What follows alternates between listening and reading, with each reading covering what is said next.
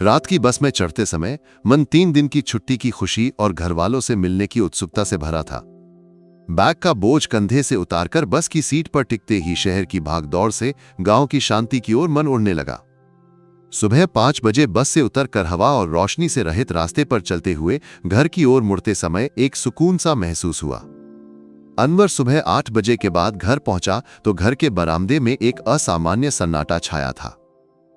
Gate खोलकर अंदर घुसते ही देखा बरामदे में लोगों का एक समूह।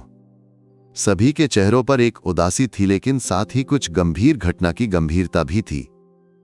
बाहर से कोई नहीं था, भी अपने परिवार के लोग थे। ये इस पंचायत का एक मशहूर संयुक्त परिवार था। अनवर के पिता अहमद हाजी को गुजरे हुए अब 5 साल हो चुके थे। फिर भी उस बड़े घर के तौर तरीकों में कोई बदलाव नहीं आया था। उम्मा खदीजा, उम्मा, बड़ा बेटा अनवर बैंक में अधिकारी, पत्नी फातिमा गृहिणी, बेटा अरशद +2 का छात्र, बेटी आयशा 10वीं कक्षा, दूसरा बेटा अर्शीद कॉलेज प्रोफेसर, पत्नी श्रीना एक आईटी कंपनी में नौकरी, इकलौता बेटा अंदीम 6 साल का, छोटा बेटा स्मीर व्यवसायी, पत्नी सुमैया 5 महीने की गर्भवती नर्स अभी छुट्टी पर। अनवर जब घर में घुसा, खदीजा उम्मा कुछ बात कर रही थीं। उनकी आवाज में एक असामान्य सख्ती थी। रशीद की पत्नी सरीना भी वहां थी, चेहरा तमतमाया हुआ कुछ बड़बड़ा रही थी। अनवर को देखकर सभी को थोड़ा सुकून मिला, लेकिन फातिमा को देखकर अनवर का मन थोड़ा सा कांप गया। उसकी आंखों के कोनों से बहते आंसुओं को उसने साड़ी के पल्लू से पोंछ लिया और एक जबरदस्ती की मुस्कान के साथ खड़ी थी। आसपास खड़े लोग चुपचाप सिर झुकाए हुए थे।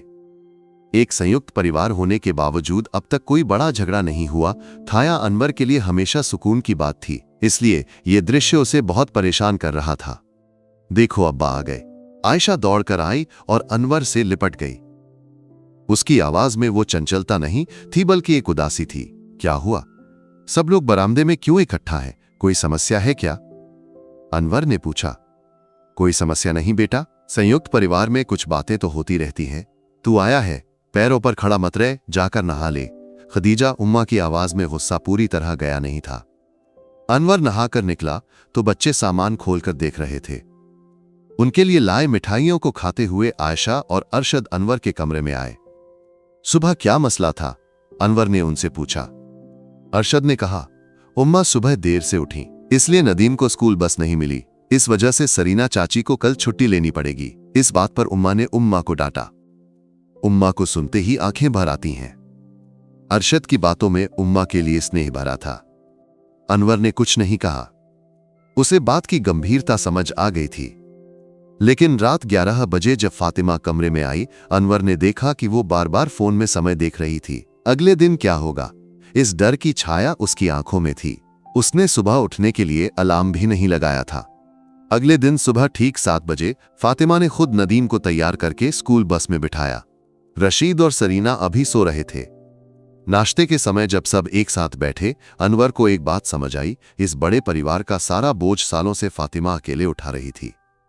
जब बाकी लोगों को अपनी नौकरी और जिम्मेदारियों की चिंता थी, घर के कामों के बारे में उन्हें सोचना भी नहीं पड़ा था।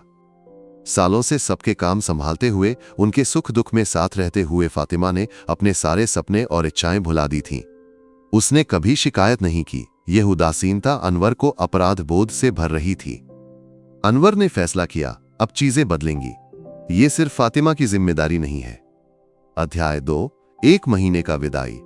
अनवर के शब्दों ने पहले तो किसी को चौंकाया नहीं, लेकिन उसकी आवाज की दृढ़ता ने सबको अंदर तक हिला दिया। नाश्ते के बाद जब सब सामान्य रूप से बात कर रहे थे, अनवर ने रशीद और सरीना से कहा, रशीद, सरीना, आज से रसोई के कामों के लिए फातिमा को परेशान करने की जरूरत नहीं है। अपने बेटे की जिम्मेदारी तुम्हें खुद उठानी होगी। रशीद और सरीना के चेहरे एक पल के लिए सफेद पड़ गए। कॉलेज प्रोफेसर रशीद ने अनवर से बहस करने की हिम्मत नहीं की, लेकिन सरीना के चेहरे पर अनवर के प्रति गुस्सा साफ दिख रहा था। सालों से फातिमा जो काम अकेले करती थी, वह सरीना को अपना हक लगने लगा था।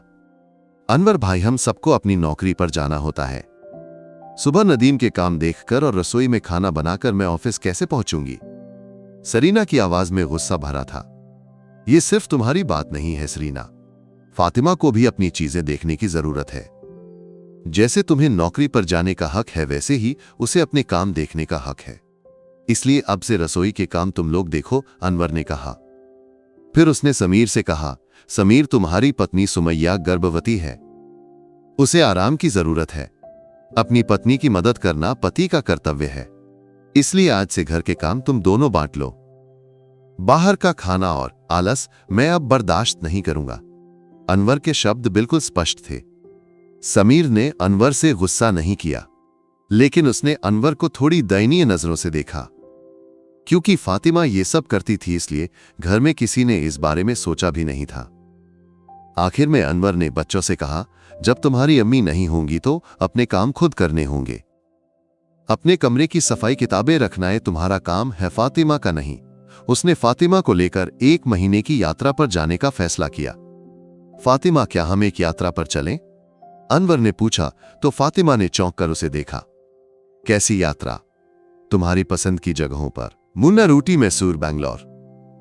लौटते समय तुम्हारे घर पर 1 हफ्ता रुकेंगे। अनवर के शब्दों ने फातिमा को हैरान कर दिया। सालों से वो अपने घर नहीं गई थी, अपनी मर्जी से कहीं घूमने नहीं गई थी। अनवर ने ये सब कैसे तय किया, उसे यकीन नहीं हो रहा था। यात्रा के दौरान एक शाम जब अनवर और फातिमा समुद्र तट पर बैठे थे, फातिमा ने अपने मन की उदासी और अकेलापन खुलकर बताया। सालों से जो मानसिक तनाव वो सह रही थी, उसे बयां किया। अनवर ने अपनी गलतियों के लिए माफी मांगी। फातिमा, मेरी उदासीनता ने तुम्हें इतने साल अकेला छोड़ दिया, मुझे माफ कर दो, अनवर ने कहा। फातिमा के मन में यह ख्याल आया कि यह यात्रा ही नहीं, अनवर का रवैया ही उसके जीवन का सबसे बड़ा तोहफा था। मुन्नार के पेड़ों से भरी राहों पर हाथ में हाथ डाले चलते समय फातिमा के मन में सालों पहले छोड़े गए सपने फिर से पंख फैलाने लगे। शहर की भागदौड़ से दूर कोहरे की ठंडक और एकांत ने उसे मानसिक शांति दी। हर यात्रा में वो और ऊर्जावान होती गई। शुरुआती दिनों की उसकी खामोशी धीरे धीरे खत्म हो गई। वो हंसने लगी, बातें करने लगी और दुनिया को फिर से जीने लगी। ऊटी के बोटैनिकल गार्डन में एक कॉफी शॉप में बैठे हुए अचानक उसे अपनी कॉलेज की सहेली मिल गई। सालों बाद मिलने पर दोनों को यकीन नहीं हुआ। फातिमा, तुम ही हो ना? मैं कितने सालों से तुम्हें ढूंढ रही थी। सहेली की बातों ने फातिमा की आंखें भर दी। बातचीत के दौरान सहेली ने पूछा, कॉलेज के यूथ फेस्टिवल में भरतनाट्यम के लिए पहला पुरस्कार जीतने वाली डांसर फातिमा को मैं कैसे भूल सकती हूं? फातिमा के दिल में बिजली सी कौंध गई। उसने अनवर की ओर देखा। अनवर के चेहरे पर भी एक उदासी थी। उसे याद आया कि शादी के बाद फातिमा ने नृत्य पूरी तरह छोड़ दिया था। जब यात्रा बैंगलोर पहुंची, फातिमा के लिए एक बड़ा तोहफा इंतजार कर रहा था। फातिमा, तुम्हारा डांस क्लास यहीं है, एक डांस स्कूल के सामने, अनवर ने कहा। क्या तुम पागल हो गए हो अनवर? मैं डांस क्लास में कैसे शामिल हो सकती हूं? फातिमा ने हैरानी और गुस्से से पूछा। फातिमा, नृत्य वो सपना है जिसे तुम्हें कभी नहीं छोड़ना चाहिए था। मैं तुम्हें नृत्य करते देखना चाहता हूं। ये 1 महीना तुम अपने सपनों के लिए जियो। तुम्हारी खुशी ही मेरी खुशी है। अनवर के शब्दों ने फातिमा के मन में नई उम्मीदें जगाईं। जब अनवर ने उसकी पसंद को समझा तो फातिमा को खुद से एक नजदीकी महसूस हुई। उसे लगा कि उसके छोड़े हुए सपनों की ओर वापसी मुमकिन है। इस यात्रा ने उसे खोया हुआ आत्मविश्वास वापस दिलाया। अनवर और फातिमा के जाने के बाद उस बड़े घर का तालमेल पूरी तरह बिगड़ गया। खदीजा उम्मा के नेतृत्व में सबने काम करने की कोशिश की, लेकिन बिना किसी व्यवस्था के सब कुछ उलझ गया। हर दिन नई समस्याएं। रशीद और सरीना की जिंदगी सबसे ज्यादा प्रभावित हुई। सुबह नदीम की जिम्मेदारी और नाश्ता तैयार करके ऑफिस जाना सरीना के लिए मुश्किल था। एक दिन नदीम बस छूट गया तो सरीना को ऑफिस से छुट्टी लेनी पड़ी। अगर फातिमा होती तो ऐसा नहीं होता, सरीना की मां ने रशीद से कहा। अनवर का यह फैसला सरीना को बर्दाश्त नहीं हुआ। उसे लगता था कि वो ऑफिस जा रही है और फातिमा घर पर आराम कर रही है। ये बात उसे बहुत परेशान करती थी। जब वो रशीद से ये बात कहती तो रशीद को भी अनवर का ये कदम सही नहीं लग रहा था। लेकिन समीर और सुमैया की जिंदगी एक नए स्तर पर पहुंच गई। सुमैया की गर्भावस्था के कारण समीर ने उसकी ज्यादा मदद शुरू की। वो रसोई में उसका साथ देता, उसके साथ बातें करता। इससे उनका रिश्ता और मजबूत हुआ। अनवर के बच्चे अरशद और आयशा पहले से ज्यादा जिम्मेदार हो गए। उन्होंने अपने कमरे साफ किए, पड़े धोए और छोटे मोटे घरेलू काम शुरू किए। उन्हें अपनी अम्मी की कीमत समझ आई। खदीजा उम्मा इन बदलावों को देखकर परेशान थीं। फातिमा के बिना ये 1 महीना घर का तालमेल पूरी तरह बिगड़ गया।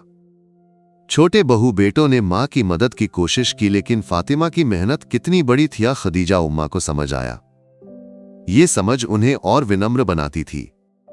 1 महीने की यात्रा के बाद जब फातिमा और अनवर लौटे तो बरामदे में बड़ा बदलाव था। घर पूरी तरह गंदा नहीं था, लेकिन चीजें व्यवस्थित नहीं थीं। रसोई में बर्तन धोने के लिए ढेर लगे थे, बरामदे की चटाई पर धूल थी। फिर भी सबके चेहरों पर सहयोग का भाव था। आपस में मदद और झगड़ते हुए उन्होंने घर को किसी तरह चलाया था। फातिमा का आना सबको खुशी दे गया। अरशद और आयशा ने अम्मी को गले लगाकर मजाक किया कि घर अब अम्मी जैसा बन गया है। खदीजा उम्मा ने भी फातिमा का स्नेह से स्वागत किया, लेकिन एक चेहरे पर अस्वस्थता थी, सरीना का। फातिमा के लौटने से उसे लगा कि उसका अधिकार छिन गया। वो उम्मीद कर रही थी कि फातिमा फिर से सारे काम संभाल लेगी। उस शाम जब सब बरामदे में बैठे थे, अनवर ने सबको देखकर बात शुरू की। मेरी यात्रा की आलोचना करने वाले कुछ लोग थे। अनवर ने रशीद की ओर देखकर कहा। कुछ ने इसे रिश्ते को बचाने का निवेश माना। रशीद का चेहरा सफेद पड़ गया। संयुक्त परिवार अच्छा है, लेकिन अगर सब बराबर नहीं सोचते तो कुछ लोग गुलाम बन जाते हैं। यहीं से संयुक्त परिवार टूटते हैं और एकल परिवार बढ़ते हैं, अनवर ने कहा। अनवर भाई में इसमें कोई रुचि नहीं। आपके जाने से जो खर्च हुआ उसकी कोई बात क्यों नहीं करता? ये यात्रा एक अनावश्यक खर्च थी, रशीद ने आखिरकार कहा। अनवर ने कुछ नहीं कहा। रशीद की बातों में गुस्सा भरा था। उसे अनवर का यह फैसला सही नहीं लग रहा था। रशीद और सरीना को अपनी बात जायज ठहराने के कुछ कारण थे। फातिमा ने शांत मुस्कान के साथ अनवर की आंखों में देखा। उसके मन में यह ख्याल था कि यह यात्रा ही नहीं, अनवर का रवैया ही उसके जीवन का सबसे बड़ा तोहफा था। नोट: यह अनुवाद कहानी के भाव और संदर्भ को बनाए रखते हुए किया गया है। कुछ जगहों पर हिंदी में स्वाभाविकता लाने के लिए छोटे मोटे बदलाव किए गए हैं। अगर आपको और संक्षिप्त या विस्तृत अनुवाद चाहिए तो कृपया बताएं।